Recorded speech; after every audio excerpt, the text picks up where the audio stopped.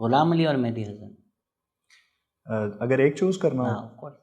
तो गुलाम अली साहब। वाई सो ये अच्छा, ये पर्सनल चॉइस हाँ की ऑफ वो कोर्स, है, मुझे मैंने एक तो मेहदी हसन आप सुना भी ज़्यादा है, मतलब लेकिन मेहदी हसन साहब, ऑफ कोर्स अब ये तो कोई मतलब वो ट्विटर वाला हिसाब नहीं है कि मैंने हाँ। वसीम और इमरान में बट अगर वसीम बोल दिया तो मेरे चॉइस साथ बुरा पूछें होगा, तो गुलाम अली बट वाई साहब। गुलाम अली ओवर मेहदी हसन। अच्छा, उसकी वजह ये है कि अच्छा, ये अपने अपने मिजाज का भी है।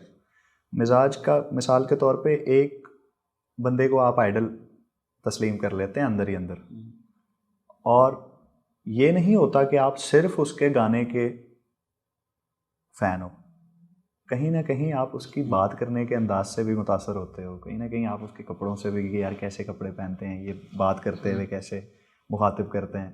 तो ये सारे एलिमेंट्स मेरे नज़दीक एक आर्टिस्ट के अंदर होते हैं जिनसे आप मुतासर होते हो।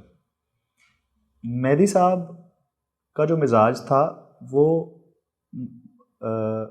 उससे ज़्यादा मैं रिलेट करता हूँ गुलाम अली साहब के मिजाज से, जो उनका बात करने का हमेशा अंदाज रहा। और फिर म्यूज़िकली गुलाम अली साहब के अंदर एक एलिमेंट मुझे पर्सनली महसूस हुआ, ये मेरी एक पर्सनल ओपिनियन है, इसमें मैं ये नहीं कह रहा कि ऐसा है, जो मुझे महसूस हुआ मैं वो बता रहा हूँ पूरी रिस्पेक्ट के साथ, कि गुलाम अली साहब के अंदर एक लाइटनेस थी उनके अंदर, मतलब बहुत लाइट तबीयत थी उनकी।